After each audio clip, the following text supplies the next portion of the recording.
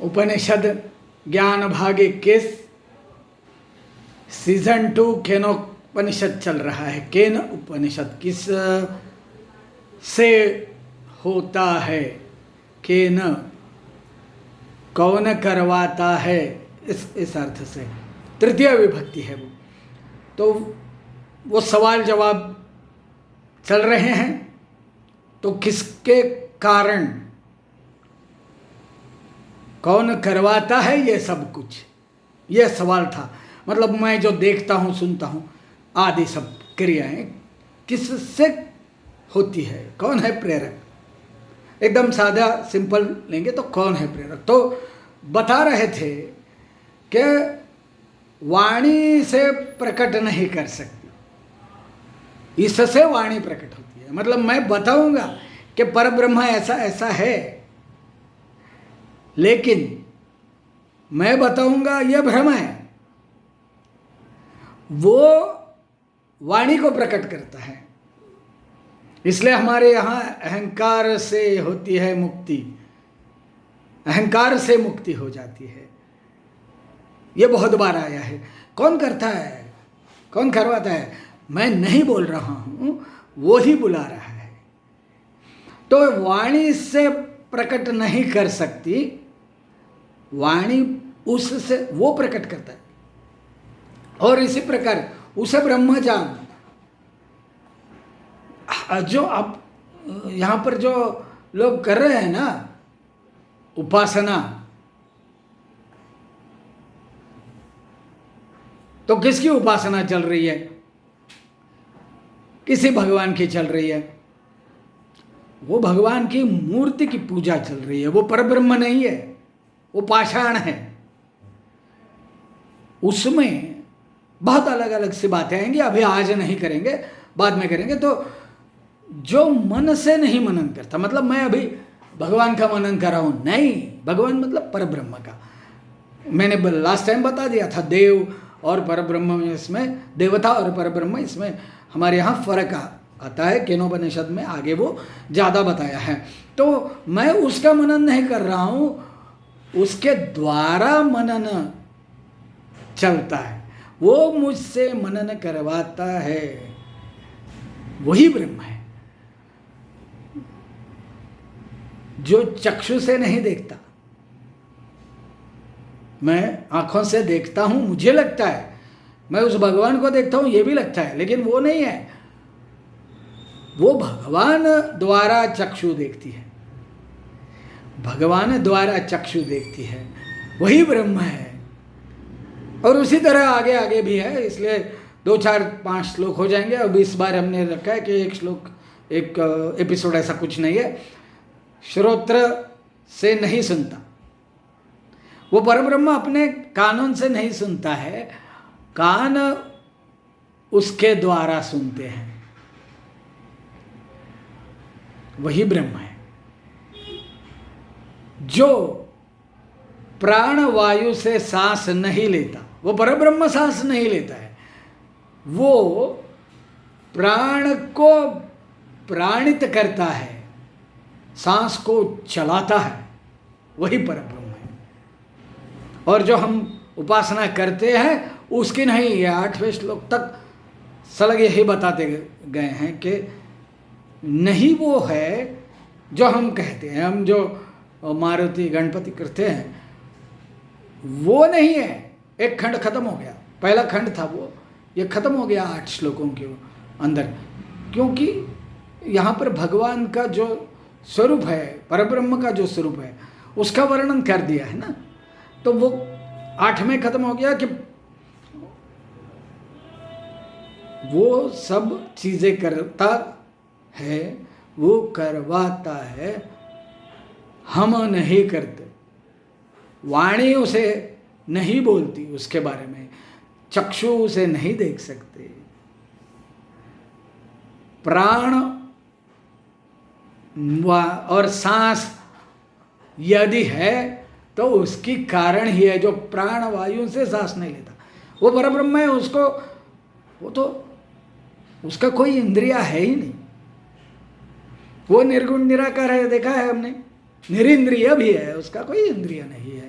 वो इतना पावरफुल है कि अपने ऑलमाइटी भी लास्ट टाइम हो गया था, तो वो अपने दम से ये सबको हिलाता है, कराता है। ये हुआ उसका बेस। तो मैंने लास्ट टाइम एक बार बता दिया था कि भगवद गीता ही उपनिषद का सार है, इसलिए हम उपनिषद तक गए। मुझे याद नहीं बोला है कि नहीं, लेकिन मैं 12वीं की कक्षा में वाइट का फिजिक्स पढ़ता था, जो बीएससी के 3rd ईयर का था, क्योंकि ऐसा लगता है कि बेस में जाना चाहिए। शायद मैंने बताया था, लेकिन थोड़े में बता दिया कि 12वीं का अभ्यासक्रम इतना है तो वाइट का फिजिक्स इतना बड़ा है। वैसे भगवद गीता है तो सार है, और उपनिषद है तो बहुत है, अगाध है। तो मुझे लगता था और आज भी लगता है कि बेस तक जाना चाहिए, इसलिए उपनिषद का। तो ये इसलिए ये गीता तो अच्छी तरह से सबको मालूम है, और हमारा धर्म ग्रंथ करके हम बोलते हैं, और उसके आगे कुछ है ही नहीं, ये तो मानता हूँ मैं, अन्यथा न ले। लेकिन ये भी बोला था ना कि भगवद गीतासु उपनिषत्सु ब्रह्म विद्यायाम योग शास्त्र श्री कृष्णार्जुन संवादे, हर एक अध्याय में अंत में आता है। तो उपनिषद से यह सब है। तो ये उपनिषद और गीता यह हिंदू धर्म का तात्विक बेस है, और मैं बार बार कह रहा हूँ कि ये रहना चाहिए। और बड़े बड़े एक्सप्लेनेशंस 30-30 मिनट के वीडियो बहुत सारे लोग बनाते हैं, मैं छोटे बनाता हूँ, क्योंकि मेरा एक तो मैं छोटा आदमी हूँ, और दूसरे तो प्रदीर्घ बात करने से गोड़ी नहीं लगती। मेरा उद्देश्य है कि आप इसकी ओर आकृष्ट हो, और बेस तो मालूम हो। मैं तो कहता हूँ कि न्यूटन का लॉ है, 3 लॉज है, मालूम हो गए तो बेस है, मालूम हो गए, काफ़ी है। इसके लिए पूरा वाइट का फिजिक्स जानने की ज़रूरत नहीं है हर एक को। हाँ, जो फिजिसिस्ट है उसको तो वाइट से भी आगे जाना पड़ेगा। तो फिजिसिस्ट की बात नहीं चल रही है, या साधु संतों की या ऋषि मुनियों की बात नहीं चल रही है, प्रसाद पाठक की बात चल रही है, अनंत की बात चल रही है, सुशील की चल रही है। तो इनको सबको, ये तो ऋषि मुनि नहीं है, ऐसे नाम लिए हैं मैंने, तो इनको तो वाइट की फिजिक्स या उसके आगे की ज़रूरत नहीं है। उनको क्या चाहिए? बेस तो मालूम होना चाहिए। वैसे भी आप सबको भी बेस मालूम होना चाहिए।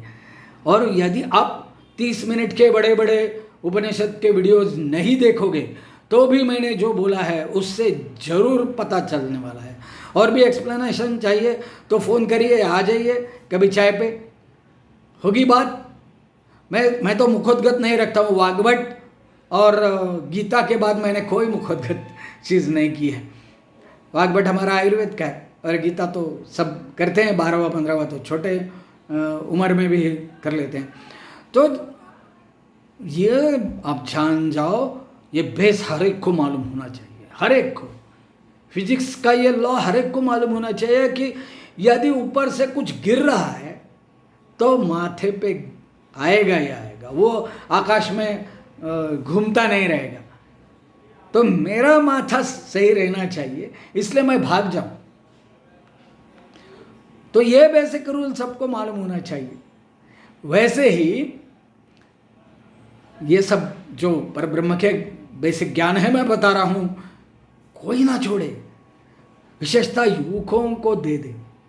शायद मेरे उम्र के लोग जानते भी होंगे, लेकिन ये धरोहर रहेगी नहीं। और एक विषय ओपन कर रहा हूँ, 3 हो गए एपिसोड्स ओपन कर रहा हूँ, हो ही नहीं रहा है क्योंकि बाकी ही चलता है। होप कि मैंने कुछ ज़्यादा डुप्लीकेशन रिपीटेड नहीं किया होगा, होप कि बोर नहीं किया होगा, लेकिन बताना बाकी रहेगा। तो जो मैं बोल रहा हूँ ना उपनिषद का, तो ये है एक, और इनसे पहले भी एक है कुमारिल भट्ट। इन्होंने दोनों ने, और उनके बाकी साथी वगैरह तो है ही है। तो इन 2-3 लोगों ने इस धर्म को पहले भी बचाया हुआ है। ठीक है, बौद्धों से बचाया है, बौद्ध तो हमारे प्रिय है, बहुत प्रिय है, लेकिन ये नहीं है ना, ये नहीं है तो क्या है? जब मैं पढ़ता हूँ तब मुझे लगता है अदरवाइज ओके, इतना बड़ा तत्वज्ञान है बुद्ध का, 10वां अवतार भी मान लिया, लेकिन मुझे लगता है ये नहीं है तो कुछ नहीं है। तो इसलिए भले बौद्धों से ही क्यों ना हो बचा लिया है। फिर बाद में आए आक्रमण, जो मुगलों के, तुर्कों के थे, ब्रिटिशों के, फ्रेंचों के थे, तब धर्म फिर से आहत हो गया। और बताओ, बहुत पुरानी बात है ये तो, 1224 साल के पहले की बात हो गई शंकराचार्य की। तब 1000 साल तक बौद्ध धर्म का प्रभाव था, और उसके पहले और 800 साल पीछे, 1000 साल पीछे जाना चाहिए, तो शक और हूणों का आक्रमण हुआ था। लेकिन उस समय धर्म का इतना क्षति नहीं हुआ था, धर्म का ज्ञान रहता है। मुझे क्या लगता है कि धर्म का बाह्य स्वरूप बदल जाएगा, चलेगा, लेकिन ये ज्ञान है वो रहना चाहिए।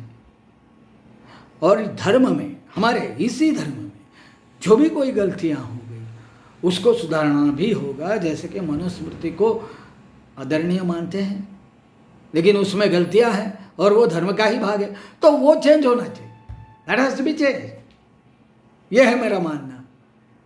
तो इसलिए बता रहा हूँ, आप सुनो, दोस्तों को बताओ, किसी भी उम्र के दोस्तों को बताओ, और अपने उनसे छोटों को बताओ, तो रहेगा। और ये रहेगा तो भी हिंदू धर्म रहेगा, नहीं तो बस बाह्य स्वरूप रह जाएगा।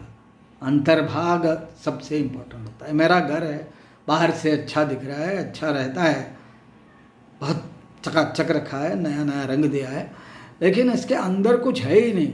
ना बैठने के लिए चेयर है, ना चूल्हा है पकाने के लिए, क्या फ़ायदा है इतने चिकने घर का। तो इसलिए रहना चाहिए। ये सब के लिए लाइक, सब्सक्राइब, शेयर करना ना भूले, और दूसरे दोस्तों को व्हाट्सएप पे भी भेजना ना भूलिए। धन्यवाद।